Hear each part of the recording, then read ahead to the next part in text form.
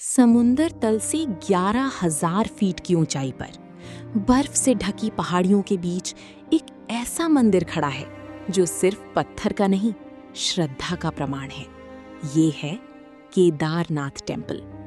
यहाँ हवा भी मंत्र जाप करती है और हर कदम पर एक कहानी छुपी है। आज हम जानेंगे केदारनाथ की 10 ऐसे रहस्य जो आपको हैरान भी करेंगे और आध्यात्मिक रूप से जोड़ भी देंगे। केदारनाथ की कहानी शुरू होती है महाभारत के बाद। जब पांडवों ने युद्ध जीत लिया तो उन्हें अपने ही कुल के लोगों को मारने का पाप महसूस हुआ। इस पाप से मुक्ति पाने के लिए वो भगवान शिव की शरण में गए, लेकिन शिवजी उनसे नाराज थे और उनसे बचने के लिए उन्होंने अपना रूप बदल लिया। भगवान शिव एक बैल यानी नंदी के रूप में केदारनाथ की भूमि में छुप गए, पर पांडव भी रुकने वाले नहीं थे। जब उन्होंने नंदी को पहचाना तो शिवजी धरती में समाने लगे। तब भीम ने उन्हें पकड़ने की कोशिश की। इस दौरान शिवजी का पीठ वाला हिस्सा केदारनाथ में प्रकट हुआ। इसी रूप को हम आज केदारनाथ की शिवलिंग के रूप में पूजते हैं। केदारनाथ सिर्फ एक मंदिर नहीं है, ये पंच केदार का सबसे महत्वपूर्ण हिस्सा है, जहां शिवजी के अलग अलग अंग अलग अलग स्थलों पर प्रकट हुए।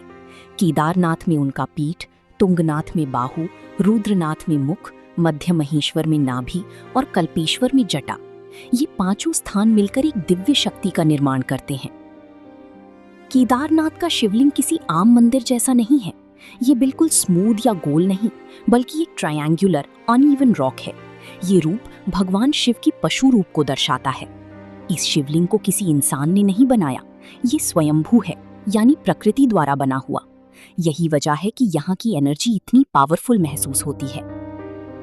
समय के साथ केदारनाथ मंदिर का महत्व कम होने लगा था। तब आई आदि शंकराचार्य। उन्होंने 8th सेंचुरी में इस मंदिर को दोबारा जीवित किया। उन्होंने यहाँ पूजा पद्धतियों को स्थापित किया। केवल 32 साल की उम्र में ही उन्होंने अपना शरीर त्याग दिया और माना जाता है कि उनकी समाधि केदारनाथ के पीछे स्थित है। सोचिए, -30 degree Celsius temperature, heavy snowfall और ऑक्सीजन की कमी, फिर भी ये मंदिर हजारों सालों से अक्षत खड़ा है। ना इसकी दीवारें हिली, ना इसका अस्तित्व। ये केवल आर्किटेक्चर नहीं, एक अद्भुत इंजीनियरिंग का उदाहरण है, या फिर एक डिवाइन प्रोटेक्शन। 2013 में उत्तराखंड में एक विनाशकारी आपदा आई। 2013 केदारनाथ फ्लड्स ने सब कुछ मिटा दिया। मंदाकिनी नदी का पानी इतना तेज था कि बड़ी बड़ी बिल्डिंग्स भी बह गई, लेकिन केदारनाथ मंदिर वो वहीं खड़ा रहा। क्यों?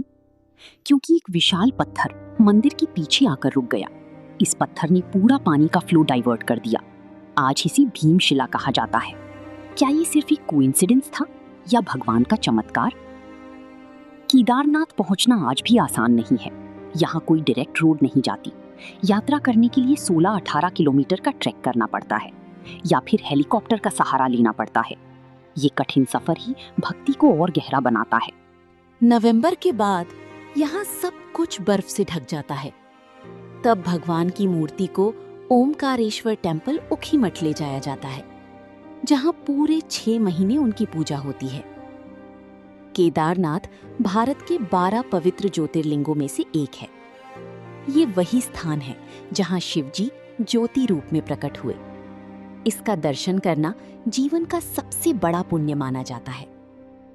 कहते हैं केदारनाथ सिर्फ एक जगह नहीं, ये एक एनर्जी है। यहाँ आकर मन शांत हो जाता है और आत्मा को एक अलग ही सुकून मिलता है। शायद इसीलिए हर साल लाखों लोग इतनी मुश्किल यात्रा के बाद भी यहाँ आते हैं। अगर आप भी केदारनाथ जाना चाहते हैं तो कमेंट में लिखिए हर हर महादेव। और ऐसी ही डिवाइन स्टोरीज के लिए सब्सक्राइब करें धार्मिक गर्ल को।